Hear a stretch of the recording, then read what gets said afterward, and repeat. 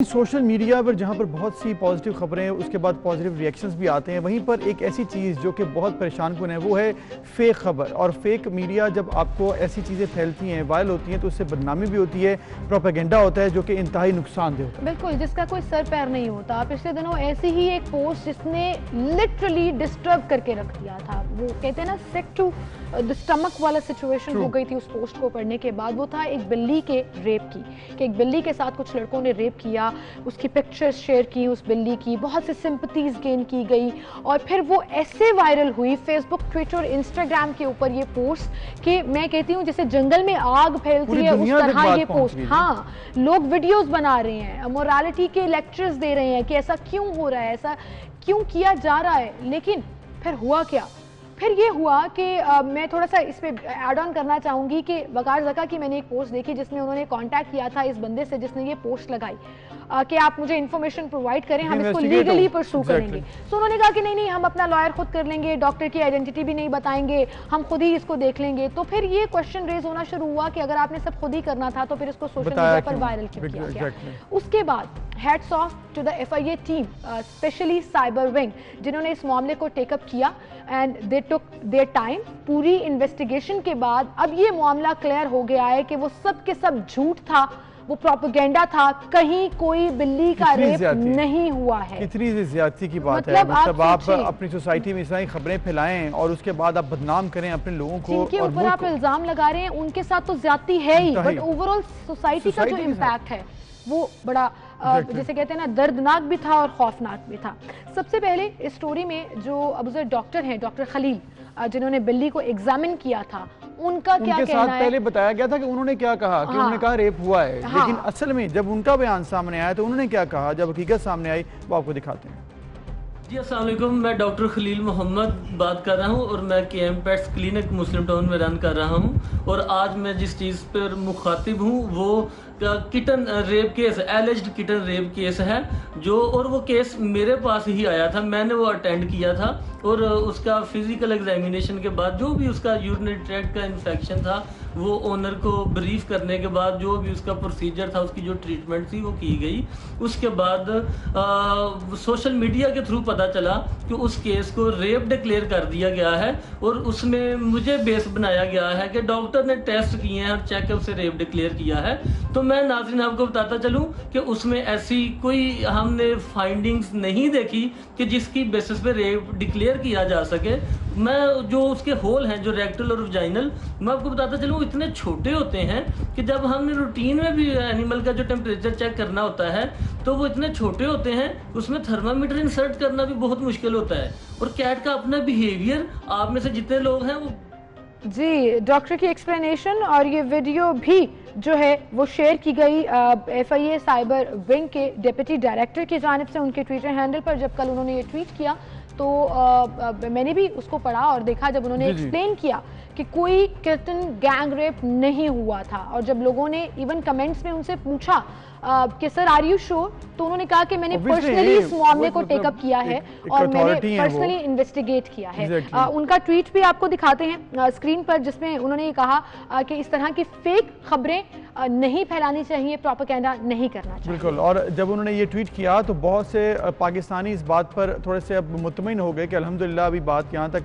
नहीं है कि इस तरह से बदनामी हो पाकिस्तान की। उनको रोकने वाले और इसको बात को बताने वाले भी अभी मौजूद हैं। आसिफ इकबाल जैसे लोग जो कि बताते हैं कि पाकिस्तान में इस तरह से जो फेक खबरें फैलाते हैं उनको भी कला कमा करना बहुत ज़रूरी है। तो आसिफ इकबाल साहब cyber crime wing FIA Lahore से हमारे साथ मौजूद हैं, उनसे हम बात करते हैं। अस्सलाम वालेकुम आसिफ इकबाल साहब। जी वालेकुम सलाम सर, उम्मीद है आप खैरियत से होंगे। पिछले दिनों खबरें आ रही थी कि आप you were down with corona, लेकिन अल्हम्दुलिल्लाह यू रिकवर्ड। जी अल्हम्दुलिल्लाह, सबकी दुआओं से अल्लाह ताला का बहुत करम हुआ और रिकवर कर लिया काफ़ी सारा। अल्हम्दुलिल्लाह ताला जी आपको सेहत दे और सब लोगों को इस बीमारी से महफूज करे। आसिफ साहब, ये मामला टेकअप किया आपने, आपके विंग ने, और रिसर्च किया, डिटेल में इन्वेस्टिगेट किया। बताइएगा प्रोसेस कैसे आप पहुँचे इस हकीकत तक कि ऐसी कोई बात नहीं थी, गैंग रेप नहीं हुआ था कैट रेप के हवाले से। अच्छा, सबसे पहली चीज तो ये थी, कुछ चीजें बड़ी अपीलिंग होती हैं जब आप किसी चीज को लेके चलते हो। मेरा इंटरेस्ट ये था कि हमारे मुल्क की बहुत बदनामी हुई पूरी दुनिया में। आप ये देखिए कि जब टाइम्स ऑफ इंडिया पे न्यूज चलेगी तो आप क्या सोचोगे कि जितने पाकिस्तानी लोग सोशल मीडिया पे, मैं भी थोड़ा सा एक्टिव हूं, जब भी आप इंडियन से बात करते हो वो आपको ये ताना देना शुरू कर देते हैं। तो आप एटलीस्ट उसको देखें तो सही। और डॉक्टर बार बार उसको डिनाई कर रहा है, डॉक्टर बार बार साइबर क्राइम के चक्कर लगा रहा है उस बंदे की, वो ये बताना चाह रहा है। बट साइबर क्राइम में तो उसको सुना जाएगा, लेकिन जो हाइप सोशल मीडिया पे क्रिएट हो गई उसको कैसे देखा जाए कि ये फेक न्यूज है, और ऐसा हो ही नहीं सकता। देखिए बड़ी सिंपल, डॉक्टर साहब ने खुद आके ये बयान दिया कि सर ऐसा मुमकिन ही नहीं है कि कोई मेल कर सके इस तरह की हरकत, फिजिकली और मेडिकली ऐसी चीज मुमकिन नहीं है। अच्छा, दूसरी चीज, वो कहते हैं कि मैंने मेडिकल चेकअप किया, उसको वाकई प्रॉब्लम था किटन को, और वो उसकी ब्लीडिंग भी थी, उसकी पस भी थी, वो सारा कहते हैं मैंने इलाज किया। और 2 माह की आप यहां से अंदाजा करें कि टोटल 2 माह उसकी एज है उस किटन की। और जो बच्चों की वीडियोस जो हमने देखी जो शरारतन बनाई गई थी, देखें वो शरारतन बनाई गई पे हम इसलिए कन्विंस्ड हैं कि मैंने इन डॉक्टर साहब के अलावा और बहुत सारे डॉक्टर से राय ली। वो कहते हैं जी ये मुमकिन ही नहीं है कि कोई मेल इस तरह की हरकत कर सके, तो मतलब वो शरारत ही होगी। तो जब ये चीज सामने आई, वो 3 साल पहले की वीडियो है बच्चों की जो उन्होंने शरारतन बनाई, और इस किटन की टोटल एज 2 महीने है। बिल्कुल ठीक। अच्छा आसिफ साहब, ये कहिएगा कि ये जो पूरा एक, जैसे कहते हैं ना जंगल में आग की तरह ये पोस्ट फैल गई और नेगेटिविटी वैसे ही बहुत ज्यादा अट्रैक्ट करती है ऑडियंस को, तो वो अब वायरल तो हो गई, आपने अब क्लियरेंस दे दी और आपने अपना प्लेटफॉर्म दिया उन डॉक्टर साहिबान को, हमने कोशिश की कि उनका बयानिया चलाएं ताकि ज्यादा से ज्यादा लोगों को ये भी पता लगे that this was all fake.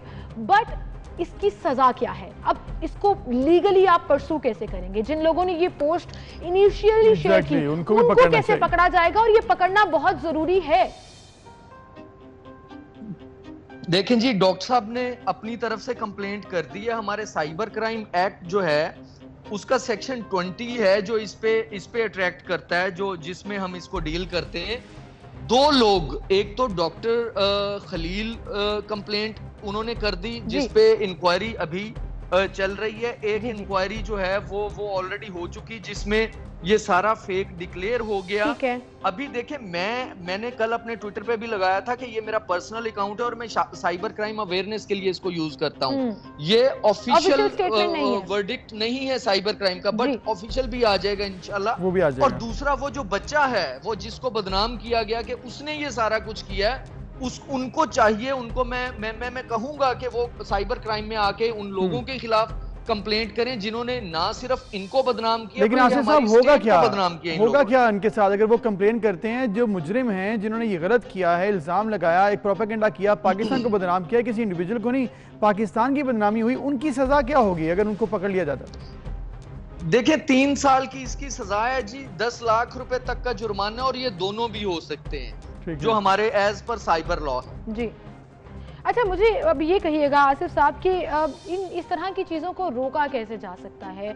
क्यों नहीं FIA खुद टेकअप कर लेता इस तरह के इश्यूज को कि जब तक इन्वेस्टिगेशन नहीं होती है, अनटिल प्रूवन, कोई भी उठकर किसी भी किस्म की वीडियो और पिक्चर्स लगा देते हैं। अब इसी पोस्ट का अगर हम जिक्र कर लें, मुझे याद है कि इनिशियली जब पहली पोस्ट ये आई थी, there was this group on Facebook जहाँ ये शेयर की गई थी और फिर उसके बाद वायरल होना शुरू हुई। उसके नीचे किटन्स की पिक्चर्स, फिर उसकी वो डॉक्टर्स की, जिसे कहते हैं ना, वो जो डॉक्टर्स की चीजें होती हैं उसके अंदर ब्लीडिंग वाली पिक्चर्स वगैरह, वो सब दिखाया। मतलब मैक्सिमम सिंपैथी गेन करने की कोशिश की विद द फेक पोस्ट। इसको कैसे अब एक्सप्लेन करेंगे? हमें लोगों को ये भी तो बताना है this was all a propaganda. जी बिल्कुल, आपकी बात बिल्कुल ठीक है। FIA साइबर क्राइम ने इसको खुद ही टेकअप किया, एक फाइंडिंग भी उसके ऊपर जो है वो इंक्वायरी मेरे इल्म में है कि इस तरह की इंक्वायरी हो चुकी है जिसमें ये सारा फेक जो है प्रूव हो चुका। वर्डिक्ट जो है वो हमारे जो डायरेक्टर साइबर क्राइम है डेफिनेटली उनकी तरफ से आएगा। वो समझते हैं कि किस टाइम पे आगे आना है और लोगों को बताना है या किस तरह से बताना है। बट दूसरी चीज ये है कि बीइंग पाकिस्तानी मैंने अपना ये फर्ज समझा कि हमारी क्योंकि बदनामी हुई है और इस चीज को क्लियर करना चाहिए। बिल्कुल ठीक। अब देखें दूसरी चीज, लोगों को मैंने ट्वीट में ये भी लिखा था कि लोग उठा के शेयर करना शुरू कर देते हैं और उसको सच मान लेते हैं। इवन अभी तक मुझे रेजिस्टेंस हुई सोशल मीडिया पे जिन लोगों के स्टेक्स हैं इस चीज के साथ, जो लोग शायद मैं फिर कह रहा हूं शायद पैसा कमाते हैं इन चीजों से, शायद बाहर से पैसा लाते हैं, उनके स्टेक्स हैं, उन्होंने अभी तक मुझे टफ टाइम दिया और मुझे बार बार उन्होंने इस चीज पे वो किया तो शायद नहीं, डेफिनेटली पैसा कमाते हैं। जिन्होंने इल्जाम लगाया, मैं एक बात जरूरी है यहाँ पे करना, जिन्होंने इल्जाम लगाया कोई मेडिकल सर्टिफिकेट कोई ऐसा कुछ नहीं था, जो है प्रोड्यूस नहीं कर ये बात आपकी बिल्कुल ठीक, लेकिन आसिफ साहब कैसा हुआ था। आपने कहा कि शायद पैसा कमाते हैं, डेफिनेटली पैसा कमाते हैं। मोनेटाइजेशन जो है वो अब फेसबुक पर भी अवेलेबल है, यूट्यूब पर भी है, जहां पर आप मैक्सिमम व्यूज के लिए कुछ भी पोस्ट करते हैं। लेकिन अब ये कहिएगा कि हमारा लॉ किस तरह से प्रोटेक्ट करता है लोगों की इज्जत को। ऑल्सो अगर आप फेक पोस्ट करते हैं और वो पकड़ी जाती है, प्रूव हो जाती है कि ये फेक पोस्ट है, ये गलत चीज है, उसकी सजा एक बार फिर बता दीजिए ताकि लोगों को थोड़ा सा ये ख्याल हो कि अगर रिपोर्ट हो गया तो फिर सजा भुगतनी पड़ेगी।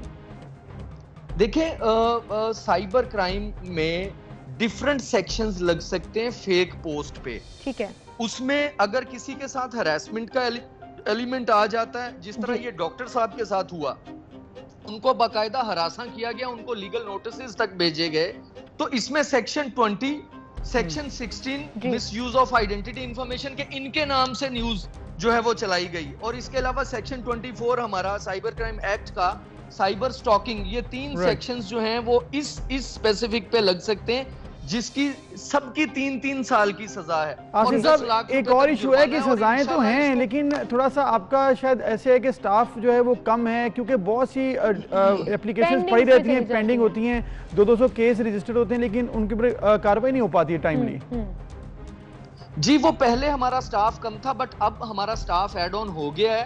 अब जो डिले हो रहा है जी, हमारे पास सिर्फ लाहौर के अंदर आप ये देखिए कि 6-7 माह के अंदर 14,000 एप्लीकेशंस आ चुकी हैं। बिल्कुल और अगर हमारे 20-25 ऑफिसर्स के साथ 14,000 एप्लीकेशंस को, ठीक है, नंबर्स काफी ज्यादा हैं, कंप्लेनिंग काफी ज्यादा हैं, लेकिन ह्यूमन रिसोर्स लिमिटेड होने के बावजूद आप लोग एप्लीकेशंस को सौंपते हैं, मामलात को, तमाम इश्यूज को टेकअप कर लेते हैं, तो ये बड़ा जरूरी भी और अच्छा इकदाम भी है। Thank you so much Asif साहब फॉर बीइंग विद अस।